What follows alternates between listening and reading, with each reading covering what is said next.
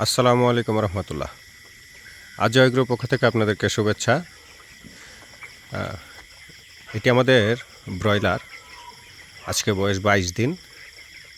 Broiler খামারে 20 থেকে 22 দিন বয়সে ঠান্ডার খুব প্রকোপ দেখা দেয়, যেমনটি আমাদেরই ঘটেছে। আমাদের ম্যানেজমেন্টে কিছু ভুল ছিল, সেটি হচ্ছে আমরা লিটার ব্যবস্থাপনাটা ঠিকভাবে করতে পারিনি। আমার ব্যক্তিগত কিছু কাজের কারণে আমি খামারে ঠিকভাবে খেয়াল নিতে পারিনি, যার ফলে আমার যে কর্মচারী আছে তাদের লিটার ব্যবস্থাপনায় খুবই অবহেলা করেছিল, যেটি আপনারা কখনোই করবেন না। মুরগির যখন ঠান্ডা লাগে, আমি আপনাদেরকে দেখাই আমার মুরগির সমস্যাগুলো।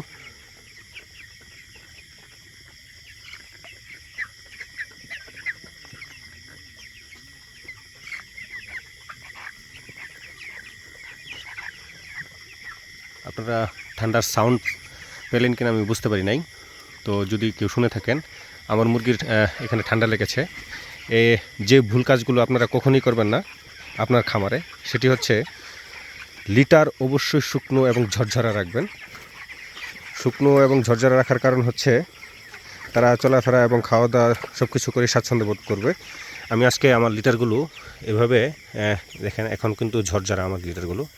আজকে লিটারগুলো চেলে দিয়েছি অর্ধেকটা, আর বাকি অর্ধেক আছে। আমি আপনাদেরকে এখানে দেখাই।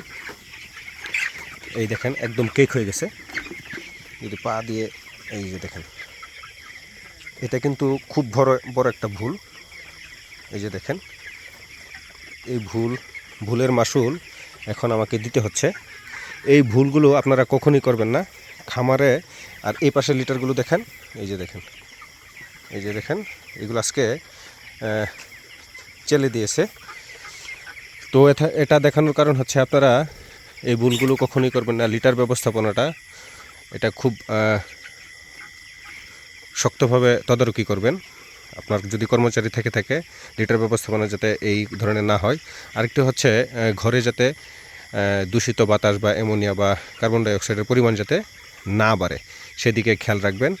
যখনই এই জিনিসগুলো থেকে আপনি আপনার ঘরে প্রবেশ করবে না, অ্যামোনিয়া বা কার্বন ডাইঅক্সাইডের পরিমাণ যখন কম থাকবে, মুরগিতে ঠান্ডার পরিমাণ কমে যাবে, মুরগিতে ঠান্ডা লাগবে না। আর মুরগিতে যখন ঠান্ডা লাগবে, তখনই কিন্তু আপনার 2 থেকে এটা পর্যায়ক্রমে 10,000 টাকা পর্যন্ত ওষুধ আমাদের লেগে যায়। তো সেই ক্ষেত্রে কিন্তু আমরা খামারিরা আমাদের ব্যবসা করতে গিয়ে হিমশিম খেয়ে যায়। তো এই জিনিসগুলো আপনারা অবশ্যই মাথায় রাখবেন। লিটার কখনোই কেক হতে দিবেন না। লিটার সবসময় শুকনো এবং ঝরঝরা রাখবেন। আর তাছাড়া হচ্ছে আপনার ঘরে অবশ্যই পর্যাপ্ত পরিমাণ আলো বাতাস প্রবেশের জায়গা রাখবেন, যাতে করে এইভাবে ঘর খোলামেলা থাকে রাতের বেলাও। অনেক সময় ঠান্ডা লাগার আরেকটি কারণ হচ্ছে, সেটি হচ্ছে ওয়েদার বা আবহাওয়া। যখন আবহাওয়া অনুকূলে না থাকে, তখন যেমন রাতে কিছুদিন আগে দিনের বেলায় প্রচণ্ড গরম ছিল, রাতের বেলায় ঠান্ডা ছিল। এই আবহাওয়াতে কিন্তু মুরগির ঠান্ডা লাগে। দিনের বেলায় গরম, রাতের বেলায় ঠান্ডা, অথবা হুট করে গরম এবং হুট করে ঠান্ডা। এই আবহাওয়াগুলোতে মুরগি কিন্তু ঠান্ডা লেগে যায়। তো এই জিনিসগুলো আপনারা সবসময় বিচার বিবেচনা করে খুব আস্তে ধীরে কদম ফেলে আপনারা মুরগি লালন পালন করবেন। যখনই আপনারা এই জিনিসগুলো মেনটেন করবেন না, তখনই কিন্তু আপনার খামারে বা আপনার মুরগি অসুস্থ হয়ে যাবে, আপনার বাচ্চা অসুস্থ হয়ে যাবে। তো এইগুলো জিনিস থেকে যখনই আপনি বাঁচতে পারবেন, আপনার ওষুধ খরচ কিন্তু অটোমেটিকলি কমে যাবে। যখনই আপনি আপনার খামারে আপনার মুরগিগুলোকে আপনার লিটারটা খুব সুন্দর রাখবেন, ঘরে পরিশুদ্ধিত বাতাস এবং আলো বাতাস ঢোকার জন্য বা প্রবেশ করার জন্য পর্যাপ্ত পরিমাণ জায়গা দিয়ে দিবেন, তখনই কিন্তু আপনার মুরগিগুলো ভালো থাকবে, সুস্থ থাকবে। আমি আসলে কিছুদিন না থাকার কারণেই আজকে আমার এই খামারে এই অবস্থা। তো আমি ওষুধ দিয়ে দিয়েছি, যেহেতু ঠান্ডা লেগেই গেছে, এখন ওষুধের কোনো বিকল্প নেই। আপনারা এই ভুলটি কখনোই করবেন না খামারি ভাইয়েরা। অবশ্যই আপনার লিটারের খামারের লিটারের শুকনো রাখুন, আলো বাতাস প্রবেশ করার জায়গা দিন। আর যদি পরিবেশ অনুকূলে না থাকে, সেটা হচ্ছে ভিন্ন কথা। আপনার মুরগিগুলোকে সুস্থ রাখার জন্য এই জিনিসগুলো মাথায় রাখলে ইনশাআল্লাহ ঠান্ডা থেকে আপনি মুক্তি পেতে পারেন। আর তাছাড়া আর কিছু বিষয় হচ্ছে, আপনি যখন খাবার দিবেন, খাবার পানি গরমের সময় অবশ্যই এতে লেবু, আমি ইলেকট্রোলাইট স্যালাইন সাপোর্ট করি না, অন্য অন্য যে বাজারকৃত স্যালাইনগুলো এগুলোকে আমি আসলে সাই দিই না। আমি লেবু প্রতি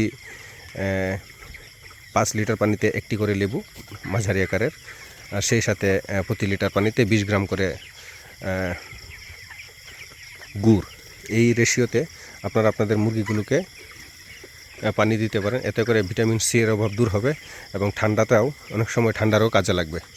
আর ঠান্ডা যেহেতু লেগে গেছে, আপনারা পাশাপাশি এটা ওষুধ না, আপনারা 2 বেলা লেবু এবং গুড়ের পানি দেওয়ার চেষ্টা করুন।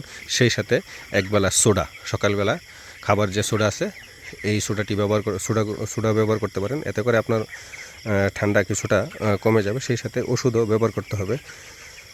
ওষুধ কী ব্যবহার করবেন এগুলো আপনারা কোনো ভেটেরিনারি চিকিৎসকের সাথে পরামর্শ করে আপনারা জেনে নেবেন। ধন্যবাদ সবাইকে, ভালো থাকবেন, সুস্থ থাকুন। আসসালামু আলাইকুম।